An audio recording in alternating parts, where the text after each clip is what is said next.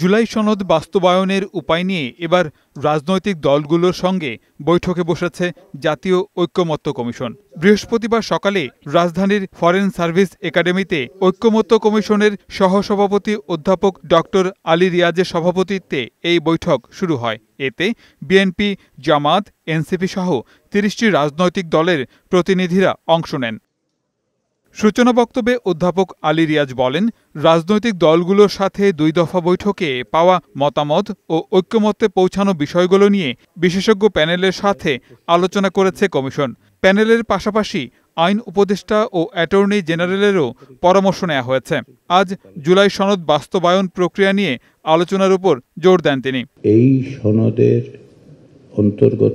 অন্তর্ভুক্ত বিষয়গুলো এই সরকারের অর্থাৎ অন্তর্বর্তী সরকারের সময়ে কতটা কিভাবে বাস্তবায়ন করা যেতে পারে। যে আমরা সকলেই চাইছি যে এই সংস্কার প্রক্রিয়ার সাফল্য, কারণ এর উপর বাংলাদেশের ভবিষ্যৎ পথরেখা নির্ভর করছে।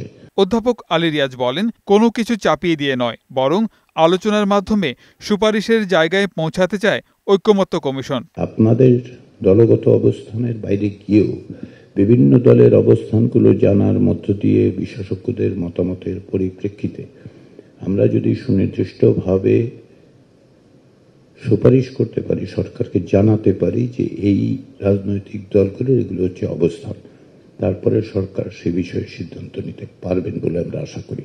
জুলাই আকাঙ্ক্ষা বাস্তবায়নে রাজনৈতিক দলগুলোর দৃঢ়চেতা অবস্থান ও সহযোগিতার কথা উল্লেখ করে তা সামনের দিনগুলোতে আরও অব্যাহত রাখার আহ্বান জানান জাতীয় ঐকমত্য কমিশনের সহসভাপতি অধ্যাপক ডক্টর আলী রিয়াজ। সেই জায়গা থেকে গোলাম মোর্শেদ, বৈশাখী সংবাদ, ঢাকা।